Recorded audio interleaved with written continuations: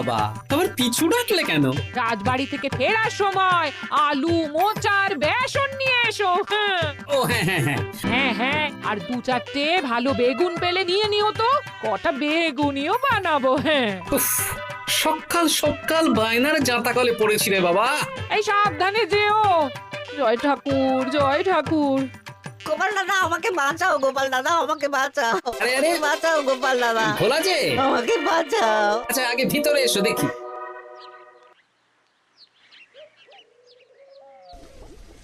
ও গোপাল দাদা গো, কথা পরে হবে, গোপাল দাদা। আগে তোমাকে বাঁচাবো, তারপর রাজসভায় যাবো। দেখি দেখি দেখি তোমার বাঁ হাতটা দেখি। ঠিক আছে, এ কি করছো গোপাল দাদা? দেখতে দাও তো, জোরে জোরে শ্বাস নাও। এ কি বলি, তুমি ফিরে এলে যে? চুপ গিন্নি, তুমি ভোলাকে জল বাতাসা দাও তো। এটাও ঠিক আছে। এ সব কি করছো গোপাল দাদা? না, তুমি তো বলছিলে তোমাকে বাঁচাতে, এবার তুমি যদি না মরো তাহলে কি করে বাঁচাবো বলো তো? গোপাল দাদা এই রসিকতা করো না তো। এই নাও, আগে জল বাতাসা খাও, মাথা ঠান্ডা করো, তারপর কি সমস্যা সেটা বলো। হ্যাঁ সপ্তাহখানেক আগেই ওই একদিন দুপুরে মন্ত্রী মশাই আমার দোকানে এসে হাজির। তারপর তারপর আরে মন্ত্রী মশাই যে হঠাৎ আমার দোকানে পদ ভুলে নাকি? আমি কিভাবে আপনার সেবা করতে পারি? আরে আরে ওরকম ভাবে বলছো কেন? আগে তোমার দোকানের দুটো সেরা মিষ্টি খাওয়াও দেখি, তারপর বলবো। এই নিন খান। এ তো সামান্য রসগোল্লা। এটাই সেরা রসগোল্লা। খেয়ে দেখুন, তারপর বলুন। বাহ বাহ বাহ বাহ। কি স্বাদ, অপূর্ব। এই রসগোল্লা আমার দোকানে রাজভোগ নামে পরিচিত। মহারাজ তো সব উৎসব অনুষ্ঠানে এটাই কিনে নিয়ে যান। আর সেই জন্যই তো তোমার কাছে এসেছি ভোলা। আমার প্রায় 1002 রাজভোগ লাগবে। 1002? এক সপ্তাহ পরে আমার লাগবে। আমার ছোট শালিকার বিয়ে বলে কথা। হয়ে যাবে। আর তার 2000 রাজভোগের দাম কত? আপনি 50 মোহর দেবেন। ঠিক আছে, এই যে এই নাও, 5 মোহর অগ্রিম দিচ্ছি, এটা রাখো। ঠিক এক সপ্তাহ পর সকাল সকাল নিয়ে যাব আর বাকি মোহর দিয়ে যাব। বেশ বেশ, আমি বানিয়ে রাখবো। তারপর এক সপ্তাহ পরে কি হলো? এক সপ্তাহ পর মন্ত্রী মশাই বটা আর ঘটা এলো। এই নিন মন্ত্রী মশাই, এক একটা হাঁড়িতে 100টা করে রাজভোগ রেখেছি। 20টা হাঁড়িতে ভরা আছে। বটা ঘটা, তোরা ঝটপট হাঁড়িগুলো গাড়িতে তোল। আচ্ছা মন্ত্রী মশাই। তোদের খিদে পেয়েছে নাকি? না, বাড়ি থেকে ভাত খেয়েই বেরিয়েছি, এত দূরে যেতে হবে তো। বেশ বেশ বেশ, ভোলা তুমি তাহলে আমাকে 4টে কচুরি দাও। খুব খিদে পেয়েছে গো। গিন্নি তো গতকালই সকালে চলে গেছে বুড়ো ভাত খেতে। তা তো হবেই, ছোট বোন বলে কথা। এই নিন, এই নিন আপনার কচুরি। দাও।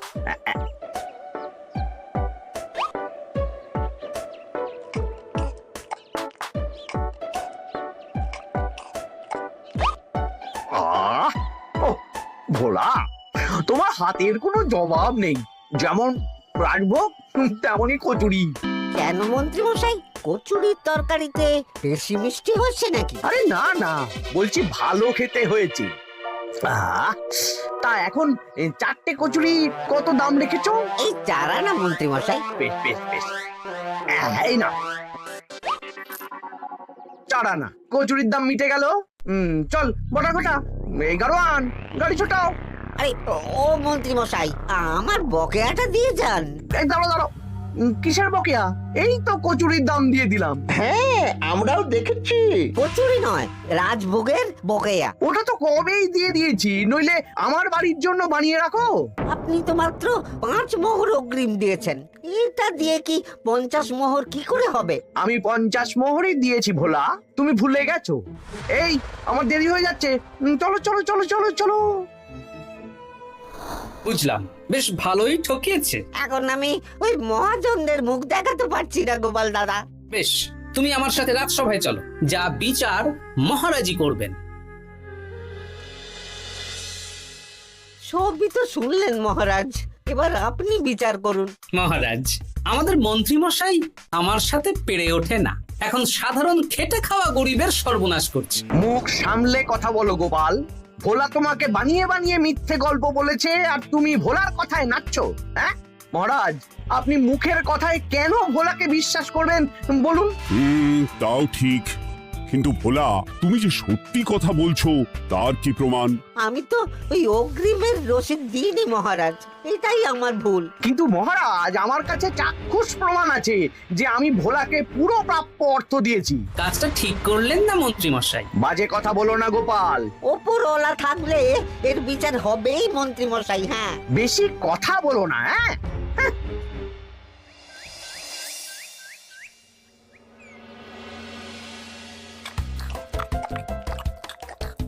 সত্যি দিদা, তুমি এত সুন্দর মুচার চপ বানিয়েছো না? আহ, বেগুনিটাও কি মুচমুচে। বিকেল মানেই তো ভোলার দোকানের সিঙ্গাড়া। ভোলার কথা ভেবে খুব কষ্ট হচ্ছে জানিস। সত্যি দিদা, ভোলা কাকুর দোকানে যদি এত সুস্বাদু মোচার চপ বেগুনি বানাতো তাহলে দোকানে না লোকজন ভরে যেত। দেখি আজই ভোলার সাথে কথা বলবো। ওর 45 মোহর লোকসান হয়ে গেল রে। বলো না বলো, তাহলে তো ঝক্কি করে নিজেকে বানাতে হয় না, মাঝে মাঝে না হয় কিনেই আনবো। বেশ, আমি এক্ষুনি যাচ্ছি ভোলার দোকানে। সবই তো বুঝতে পারছি গোপাল দাদা, কিন্তু আমি তো মোচার চপ বানাতে পারি না। আরে বাবা, সে না হয় তোমাকে আমার গিন্নি শিখিয়ে দেবে। বিকেলে শুধু সিঙ্গাড়া না বেচে এর সাথে বিভিন্ন রকমের চপ, তেলে ভাজাও ভাজো, দেখো লাভ অনেক বাড়বে। হ্যাঁ, ঠিক আছে, তাহলে আজকে আমি ওই দোকান বন্ধ করে মা ঠাকুরনের কাছে যাব রান্না শিখতে। এসো এসো এসো।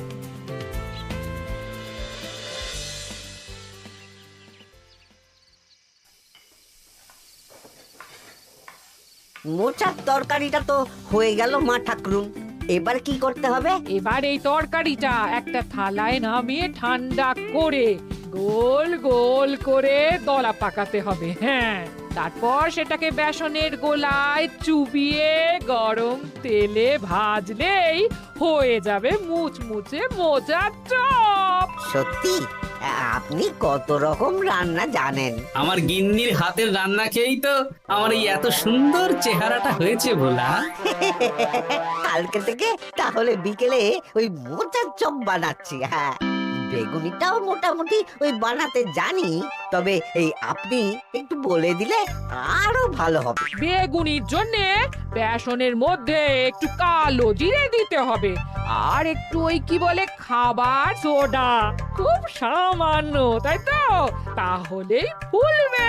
বেশ, কালকে ওই বিকেল বেলা দোকানে নতুন চমক আসছে। তোমার দোকানে ভিড় বাড়ানোর দায়িত্ব আমার। তোমার যা ক্ষতি হয়েছে সব পুষিয়ে যাবে। ধন্যবাদ। হুম, আগে থেকে ধন্যবাদ দিও না, একটা মোক্ষম দাও দেব, তারপর ধন্যবাদ দেবে। আরে তুমি যে আমার গিন্নির কাছে এসব শিখছো, এই কথা 5 কান করো না। না না না না, একদমই নয়।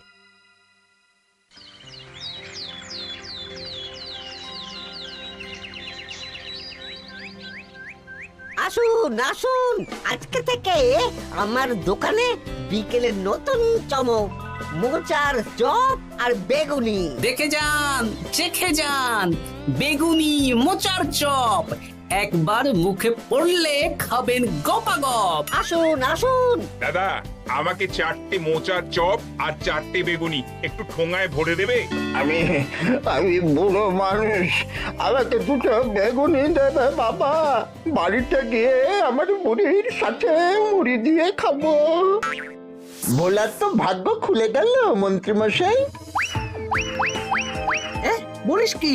আপনি এত বড় ঠকানোর পরেও ভাগ্য খুলে গেল। ভোলার দোকানে লোক কিলবিল করে আসছে। ভোলা আজকে থেকে বিকেল বেলায় মোচার চপ আর বেগুনি বিক্রি করছে, আর গোপাল ভোলার হয়ে লোক ডাকছে। শুধু কি নামেই কাটছে নাকি সত্যি সত্যি ভালো খেতে? এই তো একজনকে দিয়ে আনিয়েছি, খেয়েই দেখুন। বাহ, সত্যি ভালো খেতে দেখছি। বেশ যত্ন নিয়ে বানিয়েছে মনে হচ্ছে। আমার শাশুড়ি আমার এসব তেলে ভাজা খেতে খুব পছন্দ করে। কি? তা ওনাকে একদিন ডেকে খাওয়ান না। হ্যাঁ, শ্বশুর বাড়ির সম্পত্তিটা হাতানোর জন্য শাশুড়িকে হাতে রাখতে হবে। দেখি একদিন নিমন্ত্রণ করব, ভালো মন্দ খাওয়াবো, একদম চপ মিষ্টি ছানার কোপ্তা সব খাওয়াবো।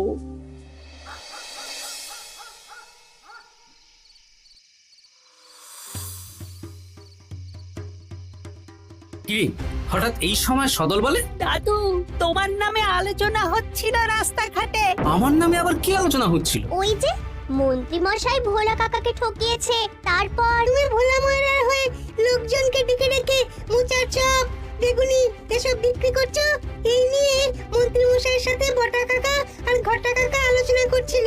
আরো বলল যে মন্ত্রী মশাইয়ের শাশুড়ি মাকে একদিন নিমন্ত্রণ করে ভোলা কাকার দোকানের চপ খাওয়াবে। আরে বাস, এত তাড়াতাড়ি এমন একটা সুযোগ পেয়ে যাব এটা তো ভাবতেই পারিনি রে। হ্যাঁ, কি সুযোগ দাদু? সে তোদের পরে বোঝাবো, আগে তোদের দিদাকে কিছু বুঝিয়ে বলতে হবে। শোনো গিন্নি, তোমাকে কাল পুকুর ঘাটে একটা কাজ করতে হবে। কি কাজ? পুকুর ঘাটে মন্ত্রী মশাইয়ের গিন্নি এখন আসেন কিনা বলো তো? রোজই আসেন। খুব ভালো, খুব ভালো। দুদিন আগেই তো গুলটেন মায়ের সাথে তুমুল অশান্তি করেছেন। হ্যাঁ, তুমি আগামীকাল ওনাকে ডেকে কিছু কথা বলবে। কি কথা? শোনো, বুদ্ধিটা ভালোই দিয়েছো। হ্যাঁ, ইয়ে বলছি গিন্নি, তোমার মা তো অনেক দিন হলো আমাদের বাড়িতে আসেন না। তা তো ঠিক, আসলে বয়স হয়েছে তো, এত দূর একা একা আসতে ভয় পায়। এ বাবা, এমন করিতকর্মা জামাই থাকতে একা আসবে কেন? তুমি বলো কবে নিয়ে আসতে হবে, আমি গরুর গাড়ি পাঠিয়ে দেবো। তাহলে কালকেই নিয়ে এসো, অনেকদিন মাকে দেখিনি। বেশ বেশ, আমি বটা ঘটাকে পাঠিয়ে দেবো। শুধু একবার আমার নামে সম্পত্তিটা লিখে দিক, তারপর আমাকে আর দেখে কে।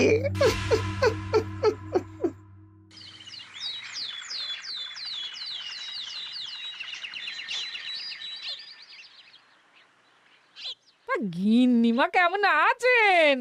আজকাল তো আর আমাদের সাথে কথাই বলেন না। কি কথা বলবো ভাই, তোমাদের সাথে তো বললেই ঝগড়া হয়। দেখলে না কদিন আগে গোলটের মায়ের সাথে ঝগড়া হলো। যা বলেছেন, দোষটা গুলটেন মায়েরই ছিল, সামান্য ব্যাপার নিয়ে ঝামেলা করলো। তা তোমার কি খবর গো, সবকিছু ভালো তো? হ্যাঁ হ্যাঁ হ্যাঁ, এখন আরো ভালো হয়ে গেছে। হ্যাঁ, কর্তা একটু বেশি রোজগার করছে, এই আর কি। হ্যাঁ, মানে তোমার কর্তার একার বেতন বেড়েছে নাকি? না না না না, বেতনে কি আছে, কিন্তু এখন তো বিকেল বেলা ভোলা ময়রার দোকানে বসে মোচার চপ আর বেগুনি বিক্রি করতে সাহায্য করছে, তাই ভোলা ময়রা ওকে একটু ভালোই পয়সা দিচ্ছে। ও, তা কেমন বানাচ্ছে মোচার চপ বেগুনি? পুরো অমৃত। কালকে ব্যবসা শুরু করেছে, আজকেই কৃষ্ণনগরের সবার মুখে মুখে ছড়িয়ে গেছে। তাই বুঝি? আমার মায়েরও না তেলে ভাজা খেতে খুব পছন্দ। তাহলে আর দেরি কেন, আজকেই খাওয়ান, স্বাদ যেন মুখে লেগে থাকবে। ঘি গরম মশলা দিয়ে বানানো। বেশ বেশ। কি গো গিন্নি, কথা হয়েছে? হ্যাঁ হ্যাঁ হ্যাঁ, মন্ত্রী গিন্নির কানে যা কুসমন্ত দেয়ার দিয়ে দিয়েছি। সবচেয়ে মজার ব্যাপার কি জানো? কি? মন্ত্রী মশাইয়ের শাশুড়ি মা আজকেই আসছেন। হ্যাঁ, ব্যাস, তাহলে আজকেই তো মজা জমবে। তুমি তাহলে চটপট খাবারটা খেয়ে নাও। হ্যাঁ, তারপর আমাকে আবার ভোলার দোকানে যেতে হবে। হ্যাঁ, মন্ত্রী মশাইয়ের উচিত শিক্ষা হওয়া দরকার। একটা সাধারণ খেটে খাওয়া মানুষের এত বড় সর্বনাশ করলো।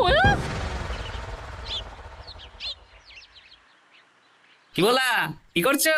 এই তো বিকেলের ব্যবস্থাই করছি, মোচার চপের সব কাজ শেষ, এখন ওই বেগুন কাটছি। শোনো, তোমার সাথে একটা গোপন কথা আছে। কি কথা গো গোপাল দাদা? আজ বিকেলে মন্ত্রী মশাই বা ওনার সাঙ্গপাঙ্গ কেউ একটা আসবে। চপ মিষ্টি যা নেবে তার মধ্যে হলে একটা ওই আলাদা ছোট ঝুড়ি রাখছি। এবারে জমবে মজা। আসুন দাদা আসুন, সেরার সেরা মোচার চপ, দুর্দান্ত স্বাদ। ভোলার দোকানের চপের কাছে বাকি সবাই বাদ। দাদা আমাকে 6টা মোচা চপ দেবেন দেখি, দক্ষিণ গ্রাম থেকে আসছি। বাবা বাবা বাবা বাবা, এক দুদিনেই আমার দোকানের নাম দিকে দিকে পৌঁছে গেছে।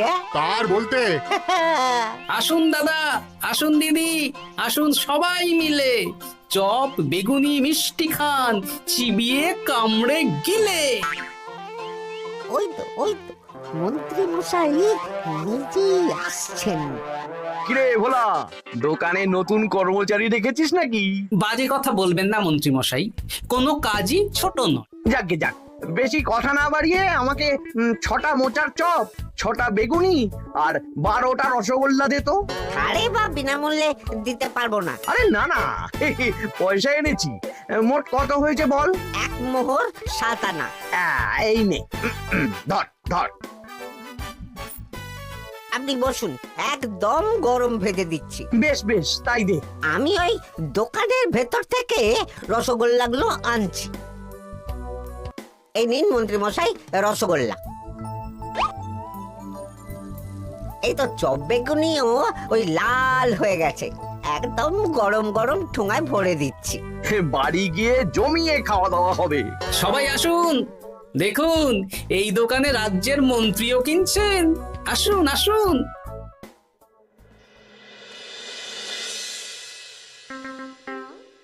নিন মা, খাওয়া শুরু করুন। মোচার চপ ভোলার দোকানের। ভোলার দোকানের রাজভক্ত ছোট মেয়েটার বিয়েতে খেয়ে সবাই ধন্য ধন্য করেছে। দেখি এবার মোচার চপটা কেমন হয়েছে।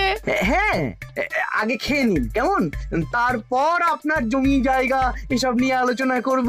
দেখি সবাই এত বলাবলি করছে, খেয়ে দেখি।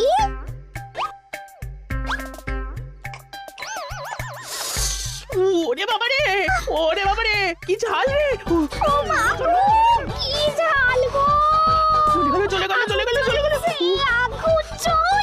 ওরে বাবারে, কি ঝাল রে! ও মা, কি ঝাল দেখি তো। ঝাল!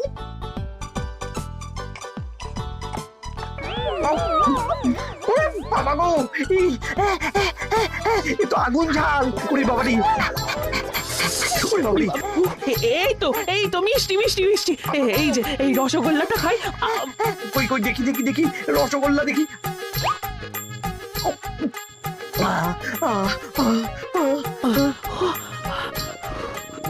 কি রে, এই পেটটা গুড়গুড় করছে কেন রে? ওরে বাবা রে, এবার তো মনে হচ্ছে ছুটতে হবে রে। ও জামাই, তুমি কি এনেছো গো? ওরে বাবারি, আমারও তো পেটটা গুড়গুড় করছে। আমাকেও এক্ষুনি কল ধরে যেতে হবে। ও আগে আমি আমি আগে যাব। ওরে বাবা গো, এক্ষুনি হয়ে যাবে।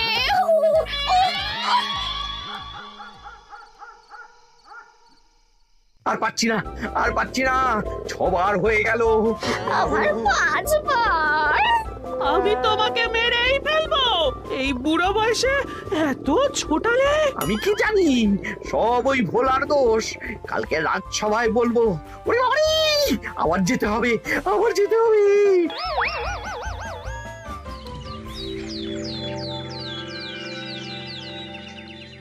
আমি নির্দোষ মহারাজ, আমি নির্দোষ।